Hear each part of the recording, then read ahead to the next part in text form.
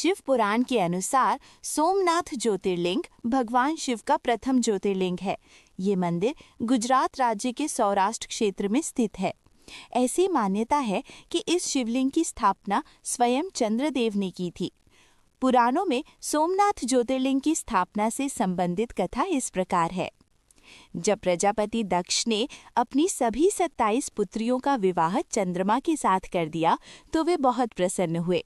पत्नी के रूप में दक्ष कन्याओं को प्राप्त कर चंद्रमा बहुत शोभित हुए और दक्ष कन्याएं भी अपने स्वामी के रूप में चंद्रमा को प्राप्त कर शोभायमान हो उठी। चंद्रमा की उन 27 पत्नियों में रोहिणी उन्हें सबसे ज्यादा प्रिय थी, जिसको वे विशेष आदर तथा प्रेम करते थे। उनका इतना प्रेम अन्य पत्नियों से नहीं था। चंद्रमा की अपनी तरफ उदासीनता और उपेक्षा का देखकर रोहिणी के अलावा बाकी दक्ष पुत्रियां बहुत दुखी हुईं। वे सभी अपने पिता दक्ष की शरण में गईं और उनसे अपने कष्टों का वर्णन किया। अपनी पुत्रियों की व्यथा और चंद्रमा के दुर्व्यवहार को सुनकर दक्ष भी बड़े दुखी हुए। उन्होंने चंद्रमा से भेंट की और शांतिपूर्वक कहा, कलानिधि, तुमने निर्मल व पवित्र कुल में जन्म लिया है, फिर भी तुम अपनी पत्नियों के साथ भेदभावपूर्ण व्यवहार करते हो। तुम्हारे आश्रय में रहने वाली जितनी भी स्त्रियां हैं, उनके प्रति तुम्हारे मन में प्रेम कम और अधिक ऐसा सौतेला व्यवहार क्यों है? तुम किसी को अधिक प्यार करते हो और किसी को कम प्यार देते हो।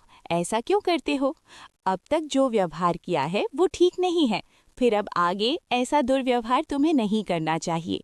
जो व्यक्ति आत्मीय जनों के साथ विषमतापूर्ण व्यवहार करता है, उसे नरक में जाना पड़ता है। इस प्रकार प्रजापति दक्ष ने अपने दामाद चंद्रमा को प्रेम पूर्वक समझाया और ऐसा सोच लिया कि चंद्रमा में सुधार हो जाएगा। उसके बाद प्रजापति दक्ष वापस चले गए। इतना समझाने पर भी चंद्रमा ने अपने ससुर प्रजापति दक्ष की बात नहीं मानी। रोहिणी के प्रति अतिशय आसक्ति के कारण उन्होंने अपने कर्तव्य की अवहेलना की तथा अपनी अन्य पत्नियों का कुछ भी ख्याल नहीं रखा और उन सभी से उदासीन रहे। दोबारा समाचार प्राप्त कर प्रजापति दक्ष बड़े दुखी हुए। वे पुनः चंद्रमा के पास आकर उन्हें उत्तम नीति के द्वारा समझाने लगे। दक्ष ने चंद्रमा से न्यायोचित बर्ताव करने की प्रार्थना की। बार बार आग्रह करने पर भी चंद्रमा ने अवहेलना पूर्वक जब दक्ष की बात नहीं मानी, तब उन्होंने शाप दे दिया। दक्ष ने कहा कि मेरे आग्रह करने पर भी तुमने मेरी अवज्ञा की है, इसलिए तुम्हें क्षय रोग हो जाए। दक्ष द्वारा शाप देने के साथ ही क्षण भर में चंद्रमा क्षय रोग से ग्रसित हो गए। उनके क्षीण होते ही सर्वत्र हाहाकार मच गया। सभी देवगण तथा ऋषिगण भी चिंतित हो गए। परेशान चंद्रमा ने अपनी अस्वस्थता तथा उसके कारणों की सूचना इंद्र आदि देवताओं तथा ऋषियों को दी। उसके बाद उनकी सहायता के लिए इंद्र आदि देवता तथा वशिष्ठ आदि ऋषिगण ब्रह्मा जी की शरण में गए। ब्रह्मा जी ने उनसे कहा कि जो घटना हो गई है उसे तो भुगतना ही है, क्योंकि दक्ष के निश्चय को पलटा नहीं जा सकता। उसके बाद ब्रह्मा जी ने उन देवताओं को एक उत्तम उपाय बताया। ब्रह्मा जी ने कहा कि चंद्रमा देवताओं के साथ कल्याणकारक शुभ प्रभास क्षेत्र में चले जाएं। वहां पर विधि पूर्वक शुभ मृत्युंजय मंत्र का अनुष्ठान करते हुए श्रद्धा पूर्वक भगवान शिव की आराधना करें। अपने सामने शिवलिंग की स्थापना करके प्रतिदिन कठिन तपस्या करें। इनकी आराधना और तपस्या से जब भगवान भोलेनाथ प्रसन्न हो जाएंगे तो वे इन्हें क्षय रोग से मुक्त कर देंगे। पितामह ब्रह्मा जी की आज्ञा को स्वीकार कर देवताओं और ऋषियों के संरक्षण में चंद्रमा देव मंडल सहित प्रभास क्षेत्र में पहुंच गए। वहां चंद्रदेव ने मृत्युंजय भगवान की अर्चना वंदना और अनुष्ठान प्रारंभ किया। वे मृत्युंजय मंत्र का जप तथा भगवान शिव की उपासना में तल्लीन हो गए। ब्रह्मा की ही आज्ञा के अनुसार चंद्रमा ने 6 महीने तक निरंतर तपस्या की और वृषभ ध्वज का पूजन किया।